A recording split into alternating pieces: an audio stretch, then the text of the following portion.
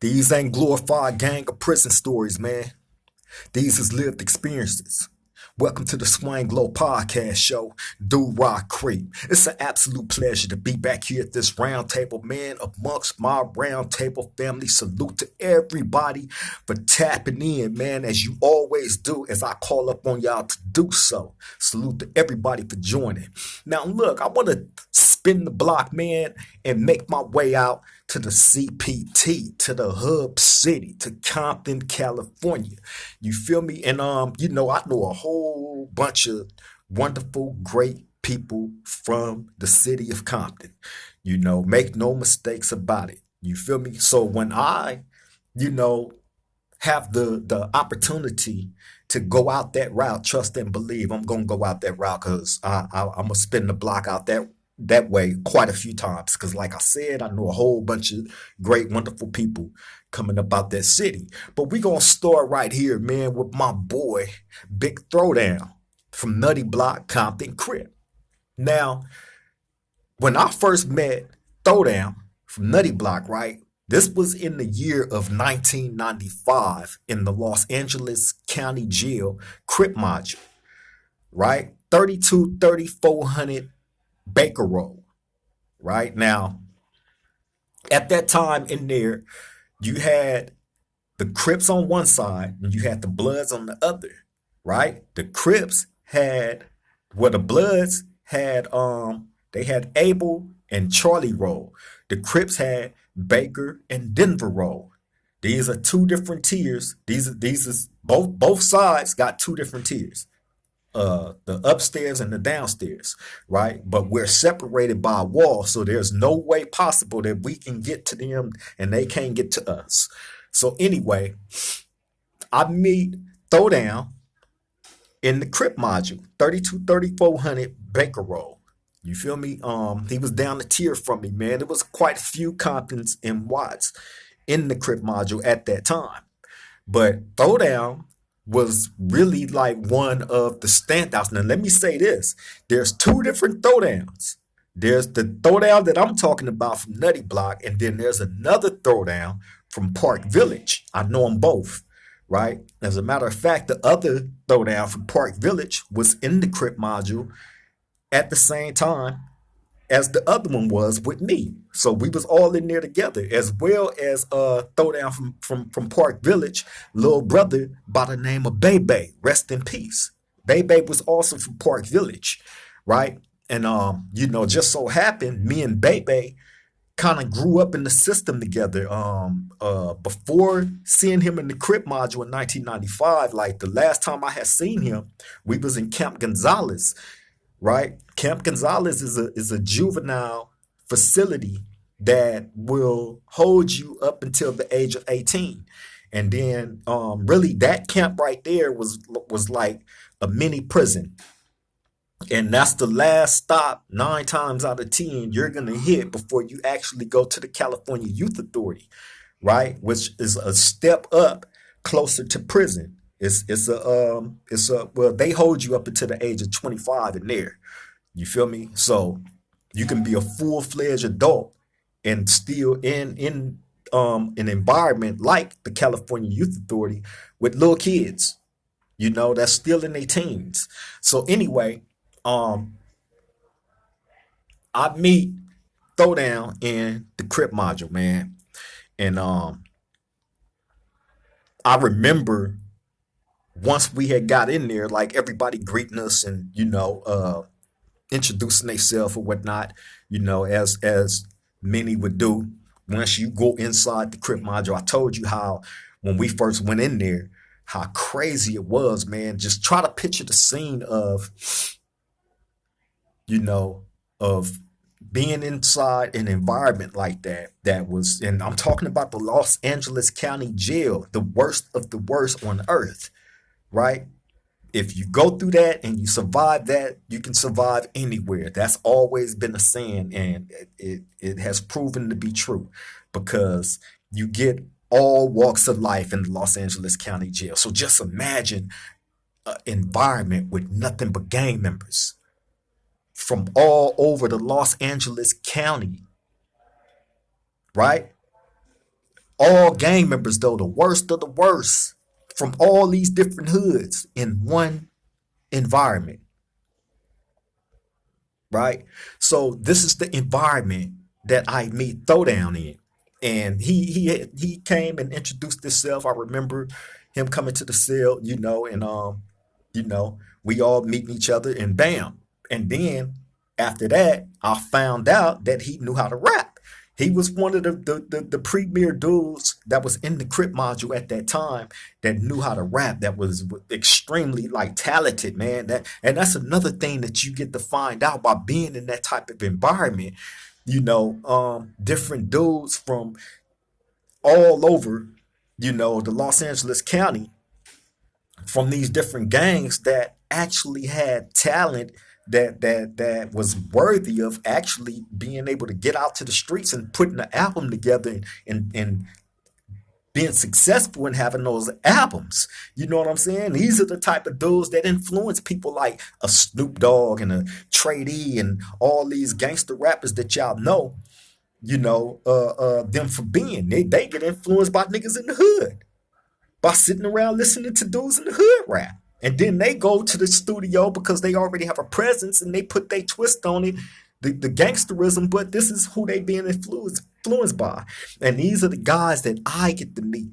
You know what I'm saying? People like the big G Lotties from Insane, and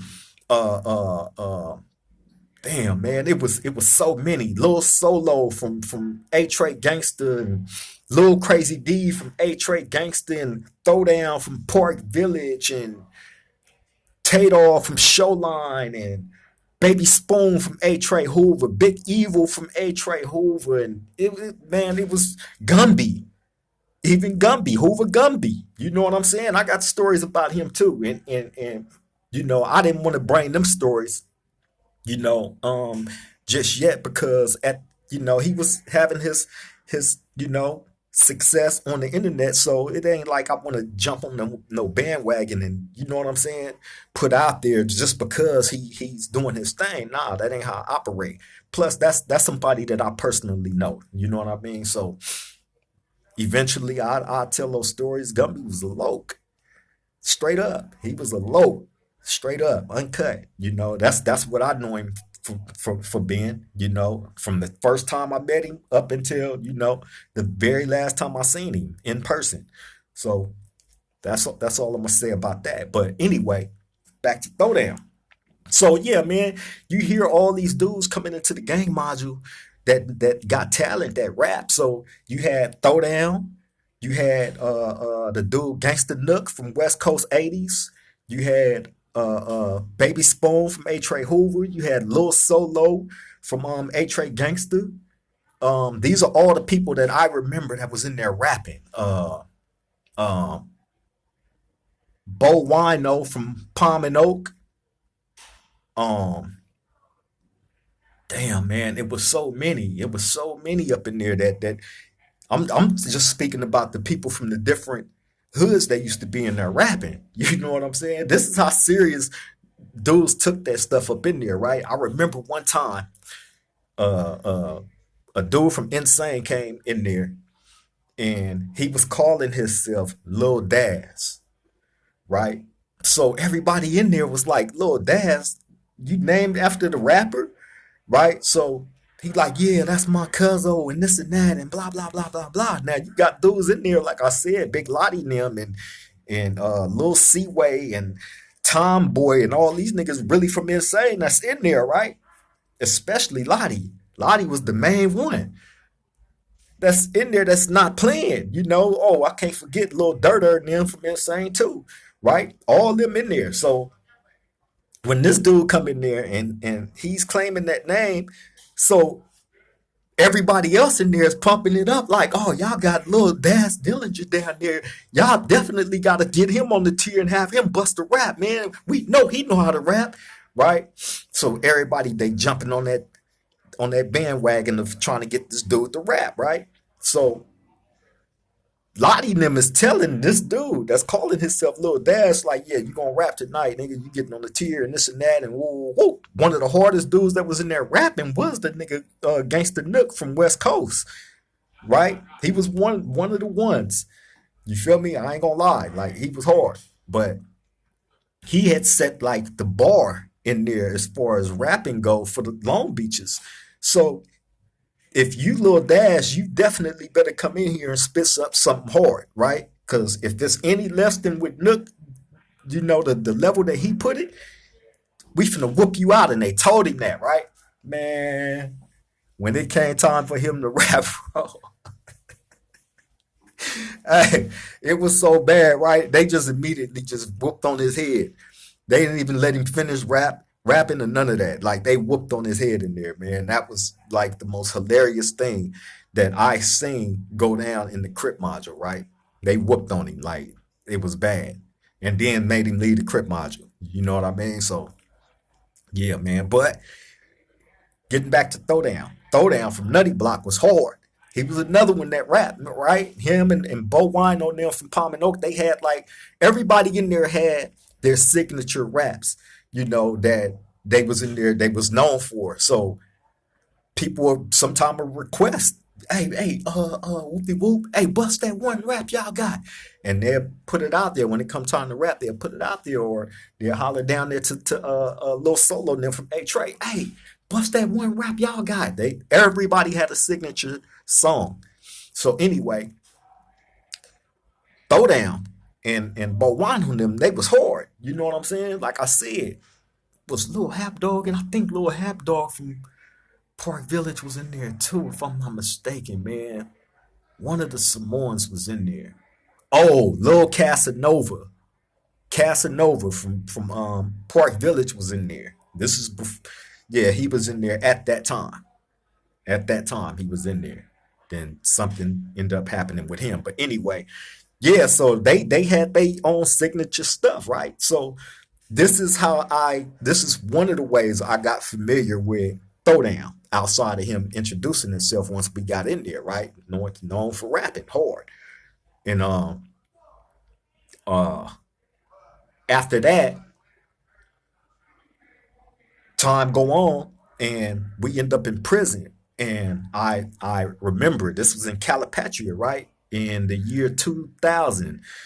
Um Me, the homie Lil Dre boy from Southside Village, Pomona, and my homie Evil Bone from Do Rock, right? We end up catching the case, a battery on the inmate, go to the hole, we do our shoot. Then when we get out, they sent us to the C yard in Calipatria, right? So bam, as soon as I get out, they put me in the cell with Bam from Faux Trey, right? So this as soon as I get out the hole, this is who I'm in the cell with for a very, very short period, right? Bam was crazy as I don't know what. I'll bring y'all that story too about him, right? When I spin the block to the faux trades. But anyway, so when I get out the hole, bam, Throwdown is there from Nutty Blocc, right? So as soon as he find out I'm there, he make his way over there. Man, what's up with my crib? And whoa, wham, right? So we hollering, we talking. He like, look, I'm finna go get you a care. This dude was one of the realest Crips, one of the realest dudes, man, that I had the pleasure of meeting. You know what I mean? And you know, saying that I'm a friend to, a real friend, you know, because and it seemed like every time I ran into Throwdown, because that wasn't the only time I ran into him, but he was always like on point with everything, right? So when he find out I get there, he make his way over there, we talk. He like, look, I'm finna go get you a package together. He like, I'll be right back. So this fool went and got a big old bag of stuff. I'm fresh out the hole. I ain't got nothing. You know, when you get out the hole, you got to wait to get your property. So whatever you got with you while you're in the hole, that's the only thing you're going to have with you once you get out until they bring your property. They got your property sitting off in a storage room and they leave it over there until you done with your whole time or your shoot time. You know what I'm saying? Then once you get out, then they give you all your stuff back. That's how they used to do it back then. So bam, he go gather up a big old bag of stuff. He knew I didn't have nothing. Got it, bam. Hey, look, I'm finna get you out tonight. He like, it's a radio station out here, or a hip hop radio station that I be calling, that I'm tapped into. He like, I be rapping all over live over the radio station, right? So I'm like, yeah. He like, yeah. He like, you don't be listening. And I knew the radio station that he was talking about, but I didn't know that they was doing call-ins where they was letting dudes rap over the phone, and that's what he was doing. So he had got in so good with him where I think he had started making like a mixtape over the phone, recording songs over the payphone, right? That was one of the only ways that back in the days that we was able to do stuff like that. Back then cell phones like this wasn't, it wasn't existing then. You feel me? We was in the Stone Ages. So anyway, I'm like, all right. So bam, that night come, he get me out. Now, it's a million Compton and Watts in this building at this time, right? It's a million of them. And I remember Throwdown was in A section, right? Downstairs in A section, which is over by the phone area where the blacks was area was at, right? So I'm telling you, man, damn near that whole section right there is probably 8, 9 cells on that first little part right there, right? Damn near all those cells was Compton and Watts. So I get over there, I'm like, this is crazy. So we over there drinking, we blowing weed, all that, right? So he like, look, he like, this how I do it. He said, you see how I got all the homies lined up over here? I'm like, yeah. He said, when I call the radio station and start rapping, they gonna be listening. So when he do the beat, they gonna have the beat playing on their Super 3s. Super 3s is radios that we used to be able to order in prison that kind of beat, you know what I mean? It be knocking. So a lot of us will order them. So it was probably like 3 or 4 dudes from Compton and Watts that had those radios. So I'm like, okay, they had it cracking, right? So bam, Throwdown called the radio station. Bam. So they get to playing the music and we rapping, me and him going back and forth. See, that's another thing, like with Throwdown, man, because we knew each other from rapping, from being in the Crip module together. So off the top, like if he come to me and he tell me like, hey bro, I want to do this song with you, or I want, it's no questions asked. Lock that in. It's done. You feel me? So when he wanted me to rap with him on the radio that night, that was nothing. I was like, yeah, man, that's done. Let's do it. And we did it. You feel me? And I remember, like, as messed up as it is, I tell y'all, I don't glorify jail, prison, or none of that stuff, right? It's horrible. It's a horrible situation to ever be faced with, to be in. However, sometimes in some instances and moments when you need an escape from that reality and being able to indulge in something that you actually love doing, like we did as far as the rapping thing go, and to actually be able to do it and then be able to do it amongst your peers and do it on a radio station where there's a whole bunch of other people outside of the prison that's listening that was used to be tapped into that radio station, man. Hey, that was so fire and so bomb, it was the best escape ever for me, being in such a horrible situation. But that moment in time, that was some real love type shit right there, man. And shout out to the homie Throwdown, man, from Nutty Blocc. I don't know where he's at in his life. Anybody that's out there tapped in with him, send him this video, man. Salutes to him. It's 1,000,001 nutties that I know, but this is definitely one of the ones that I, definitely will always have a lot of love and respect for, just based on his cripping was always on point. And he embraced the real, only the real. If you wasn't of a certain caliber, he wasn't messing with you. You feel me? And trust and believe, he had that name Throwdown for a reason. He was one of the ones that I know that he probably had one of the ones that had the most knockouts on the yard outside of the homie Rocco from Palmer Block, rest in peace. You feel me? These was all the dudes that, my nigga Face the Music. Original Front Hood was another one. Brutes. These dudes was brutes from Compton. You feel me? But Throwdown, definitely, bro. Definitely a real one. You know what I mean? But yeah, man, I'm finna go ahead and get ready to get on up out of here. I just wanted to spin the block, head out to Compton, show some love to the homies from Compton, the Nutty Bloccs. My nigga Throwdown, definitely. You know what I'm saying? Salute to bro. I hope y'all enjoyed the video. Like I said, I'm gonna do this a little bit more often of people that I've met along the way that was impactful in my life in one way or another, being in, you know, um, in prison in horrible situations. You do find people, that you end up building a bond with, and developing a certain amount of respect for. You know what I mean? And this is just showing love to a whole bunch of real ones. So trust and believe, man. I'm gonna be heading in different directions. You know what I mean? I could be hitting your city next. Stay tuned, man. We're gonna keep this cracking though. I promise you that.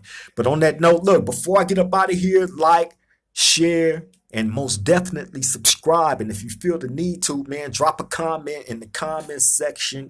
Any suggestions, on where to head next, man, put it in there.